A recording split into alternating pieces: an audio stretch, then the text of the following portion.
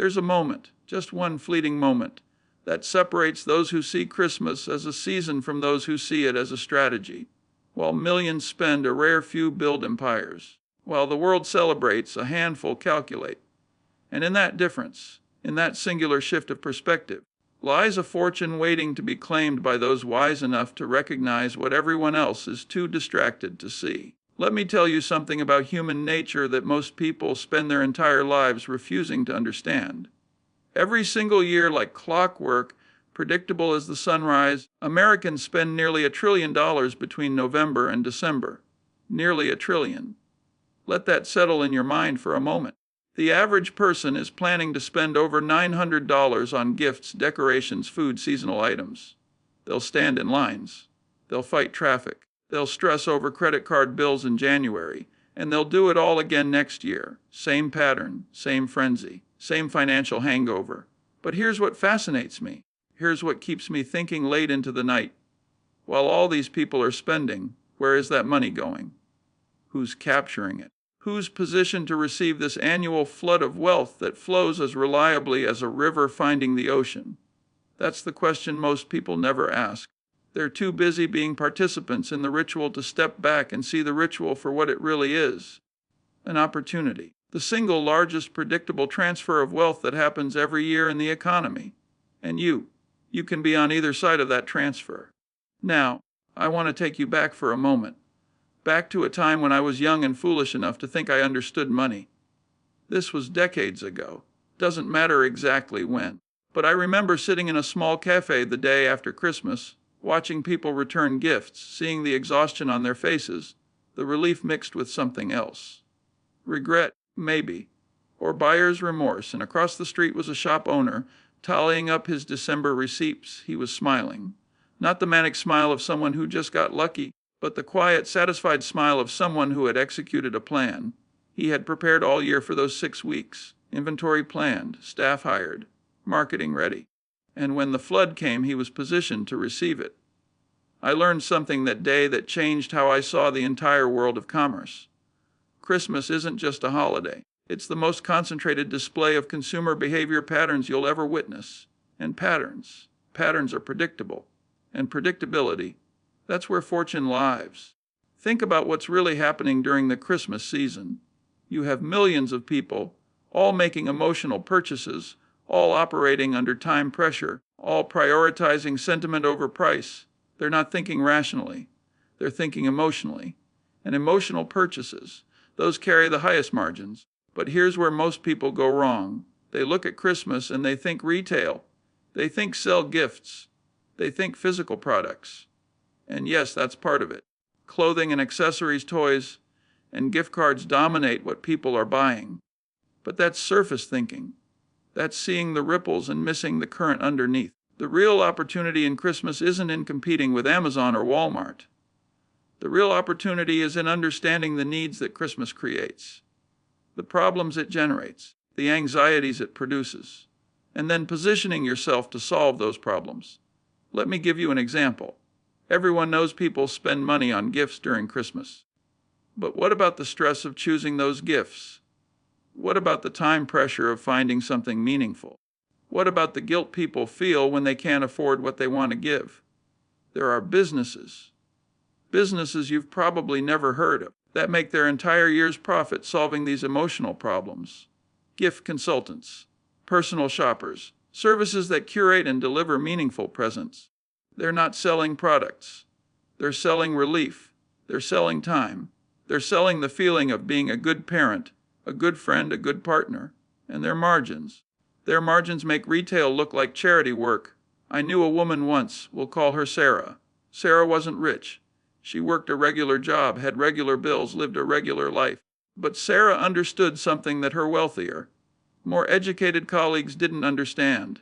She understood that Christmas creates a predictable surge in specific types of demand. So Sarah, starting in July, would begin buying wrapping paper, ribbons, decorative boxes, all the peripherals of gift giving. She'd find them on clearance at estate sales in bulk lots. And then in November and December, she'd offer a premium gift wrapping service to busy professionals.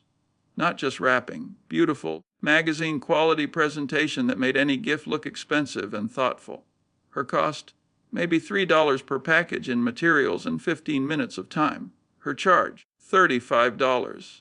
And she'd wrap 100 gifts a week during peak season. Do the math on that. Sarah made more in November and December than she made in the rest of the year combined.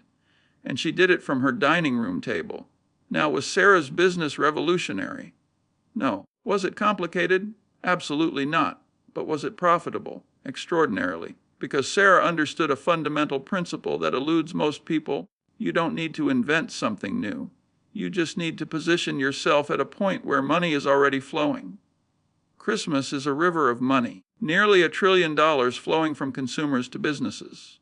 Your only job, your only real job, is to position your bucket where that river flows.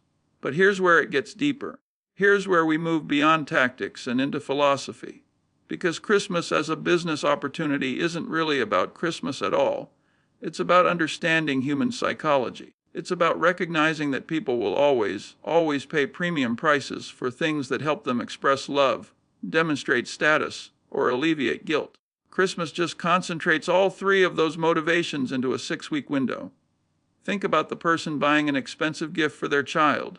Are they buying the toy? No. They're buying the feeling of being a good parent. They're buying the memory of their child's face lighting up. They're buying redemption for all the times they were too busy, too tired, too stressed to be fully present. That's not a transaction, that's a transformation. And transformations command whatever price you set, as long as you understand what you're really selling. I've watched people spend decades trying to build businesses, and most of them fail for the same reason. They're selling products when they should be selling feelings. They're solving logical problems when they should be addressing emotional needs. They're competing on price when they should be competing on meaning. Christmas is the annual masterclass in this principle. People aren't just buying gifts, they're buying the tangible expression of intangible feelings. And if you can tap into that, if you can position yourself as the facilitator of those emotional transactions, you've found something more valuable than any stock, any real estate, any traditional investment. You've found a renewable resource, because Christmas comes every single year, and every single year, people need help expressing what they feel. Now let me shift this slightly, because there's another layer here that most people miss entirely. Christmas doesn't just create consumer demand, it creates business demand. Small businesses, entrepreneurs, side hustlers. They all need things during the holiday season that they don't need the rest of the year. They need additional inventory financing. They need seasonal marketing. They need temporary logistics support. They need point-of-sale systems that can handle increased volume. They need customer service support. They need bookkeeping help to manage the spike in transactions. Every one of those needs is a business opportunity. Every one of those pain points is a chance to create value and capture a portion of that $1 trillion flow. I know a man, retired now, wealthy beyond what most would consider necessary, who built his entire fortune on a simple observation. He noticed that small retailers would be absolutely slammed during November and December, and their bookkeeping would fall completely behind. Come January, they'd be drowning in receipts, invoices, statements, and they'd have no idea what their actual profit was. So he started a service. He would come in during January and February, get their books in order, help them understand their numbers, and position them to make better decisions for the next year. Started charging $2,000 per client. Within 5 years, he had 200 clients. Do that math. $400,000 a year, working 4 months, helping small business owners understand what had actually happened during their busiest season. He didn't invent accounting. He didn't revolutionize bookkeeping. He just positioned himself at the point of pain.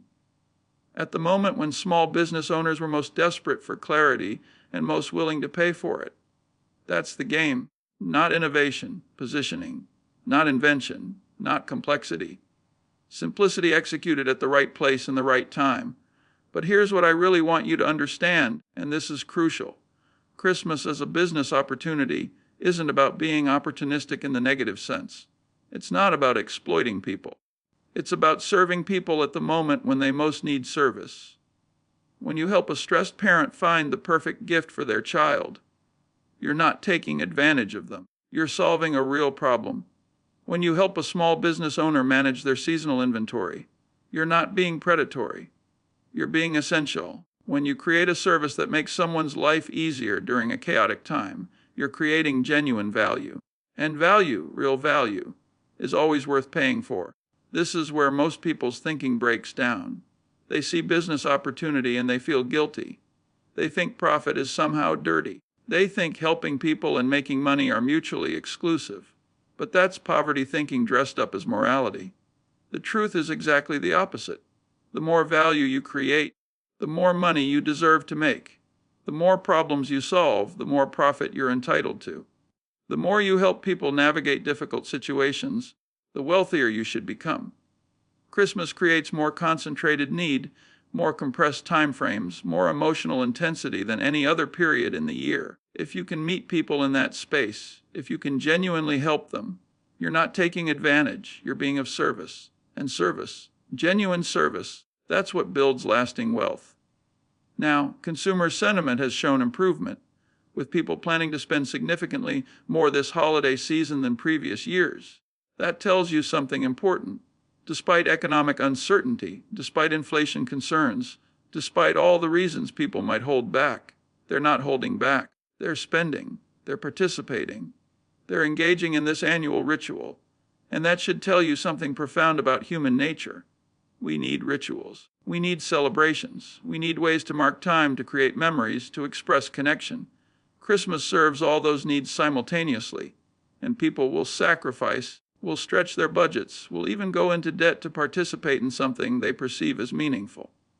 Is that rational? No. But humans aren't rational. We're emotional creatures who occasionally think rationally, and business success, real business success, comes from understanding that truth and working with it rather than against it.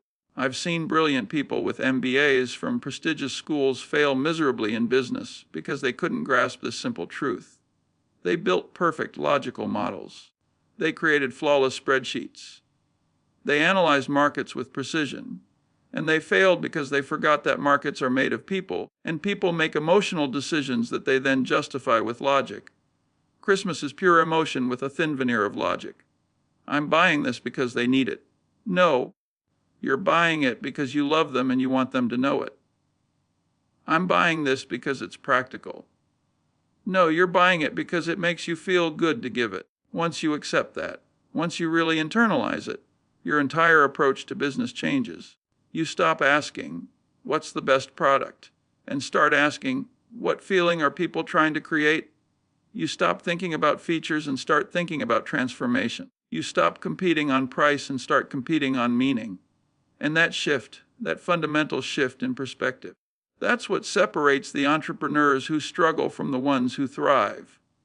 Let me tell you about another principle that Christmas illuminates better than anything else: scarcity and urgency.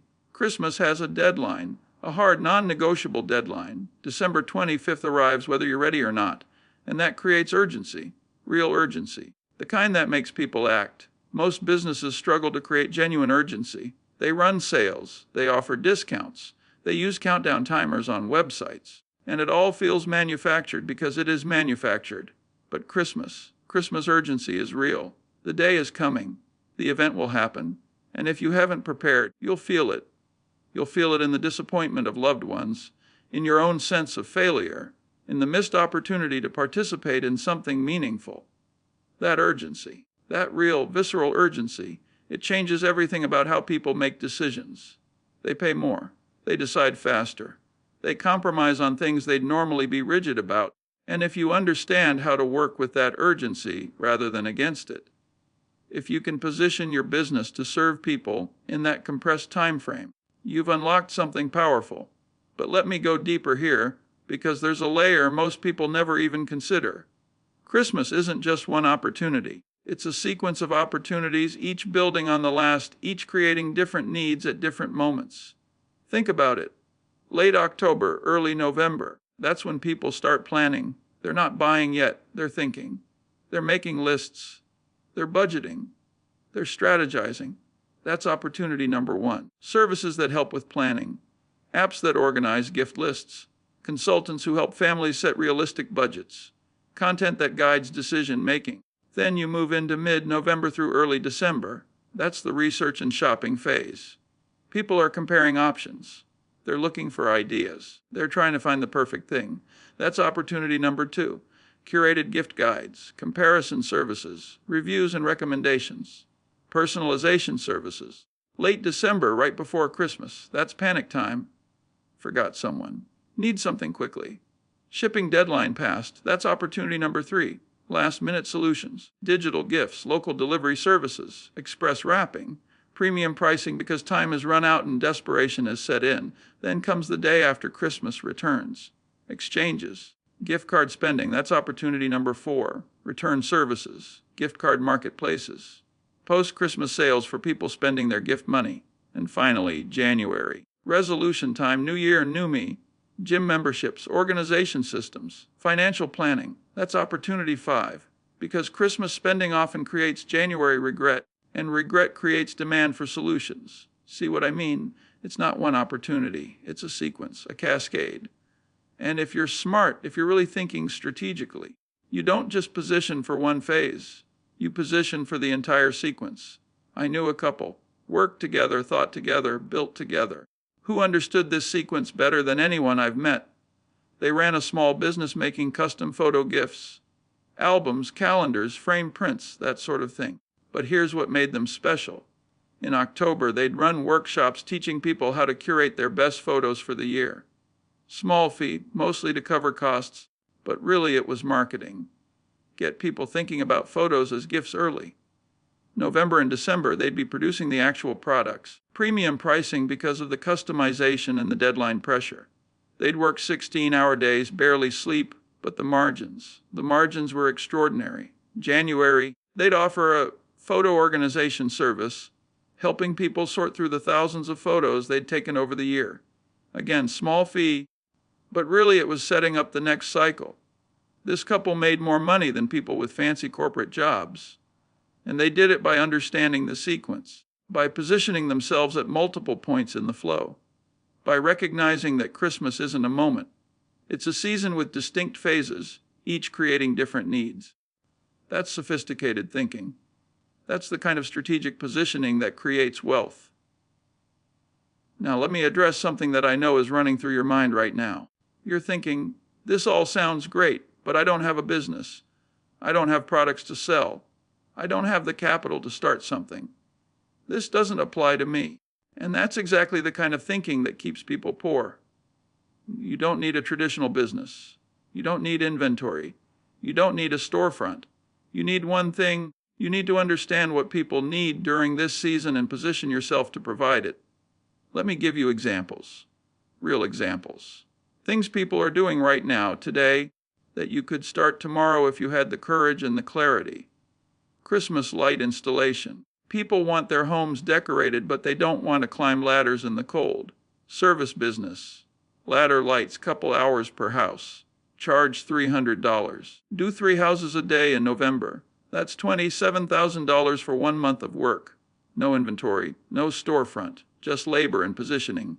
Holiday meal prep. Families want home-cooked Christmas dinner, but don't have time to shop, prep, cook. You plan the menu, shop for ingredients, do the prep work, deliver it ready to cook. Charge $200 per family. Do 10 families a week in December. That's $8,000. Started from your kitchen. No special license in most places. Just skill and service. Gift wrapping station at office buildings. Set up in the lobby of corporate buildings during lunch hour. Busy professionals bring gifts. You wrap them beautifully while they eat lunch. Charge $20 per gift. Wrap 15 gifts an hour. That's $300 an hour. Do it 3 hours a day, 5 days a week in December. That's $18,000 for 1 month. Are these businesses revolutionary? No. Are they complicated? Absolutely not. But are they profitable? Extraordinarily. Because they're positioned at the intersection of need and urgency during the one season when both are amplified. You see, most people think opportunity looks like a big idea, a revolutionary concept, something nobody's ever done before. But that's not opportunity.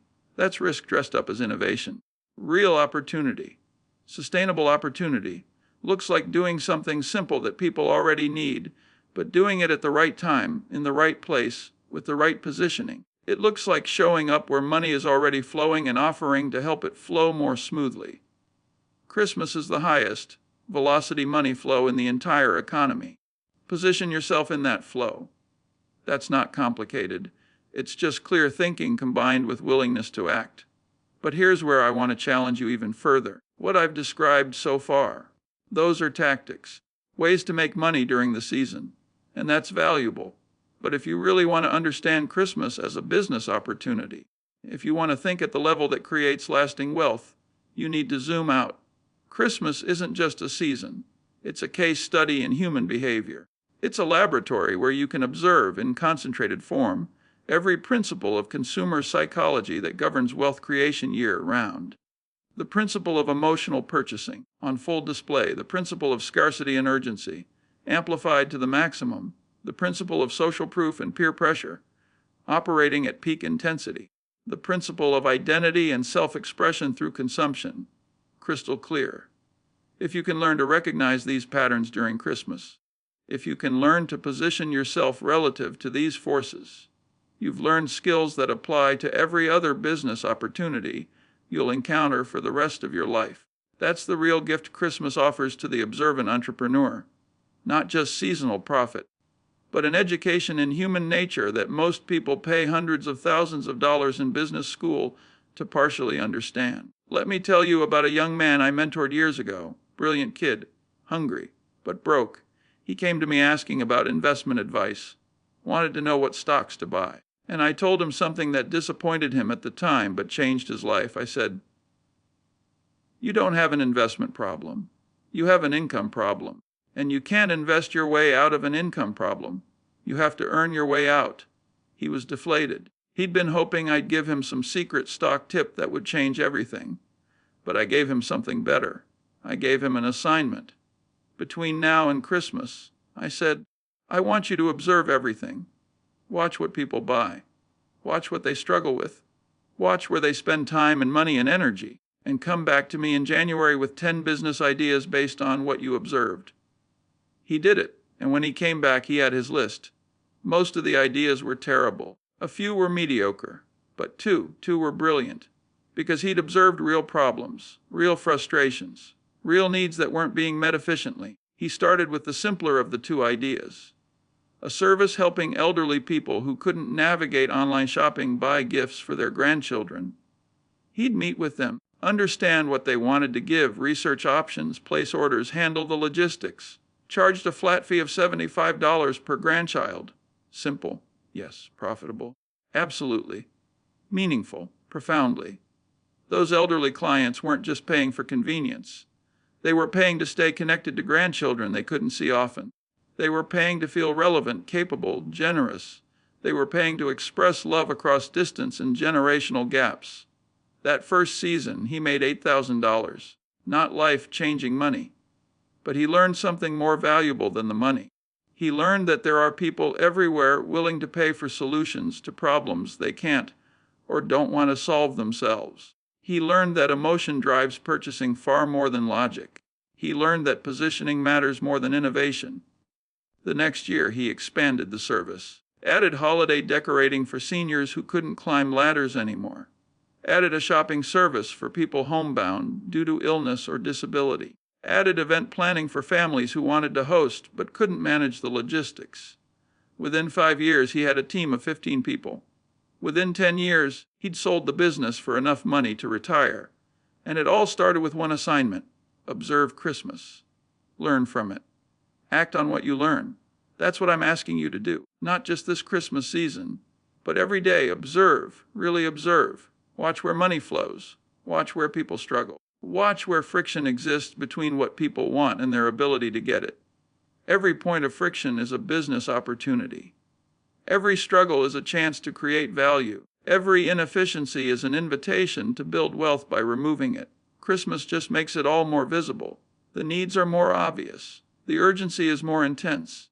The willingness to pay is more pronounced. But those same dynamics exist year-round. Christmas is just turning up the volume so you can hear the melody more clearly. Now let me address something else that's probably bothering you. You're thinking about competition. You're thinking, if this is such a good opportunity, won't everyone else be doing it? Won't the market be saturated? And that's a legitimate concern. But it's also misguided, because you're thinking about competition wrong. In commodity markets, markets where everyone's selling the same thing, competition is brutal. Price is the only differentiator. Margins get compressed. Everyone suffers, that's true. But Christmas opportunities aren't commodity markets. They're service markets, experience markets, relationship markets. And in those markets, competition is almost irrelevant because people buy based on trust, on connection, on how you make them feel. Think about it. There are thousands of people offering gift wrapping services during Christmas. But Sarah, the woman I told you about earlier, she never struggled to find clients. Why? Because she didn't just wrap gifts. She created an experience. She remembered details about her clients. She asked about their families. She made them feel cared for. People didn't buy her wrapping. They bought the feeling of being understood, of being important, of having someone who cared about making their gift special. And you can't compete with that on price. You can't replicate that with efficiency. That's relationship capital, and it's the most valuable form of capital there is. So yes, there will be competition. But competition in markets driven by emotion and relationship isn't really competition at all. It's just different providers serving different people in different ways. The market is big enough for everyone who's genuinely creating value. The real competition isn't with other people. It's with yourself, with your own fear, your own doubt, your own tendency to overthink and underact. That's the only competition that matters. I've watched thousands of people over my lifetime. Smart people, educated people, people with every advantage. And most of them never build anything. Not because they lack opportunity. Not because the market is too crowded, but because they can't overcome their own internal resistance. They have a good idea and they talk themselves out of it. They see an opportunity and they convince themselves they're not qualified. They feel the pull to act and they rationalize staying still. And then, years later, they watch someone else doing exactly what they thought about doing. And they feel regret, not because they couldn't have done it, but because they didn't. That's the real tragedy. Not failure, but the failure to try. Not losing, but never playing. Not falling short, but never stepping up.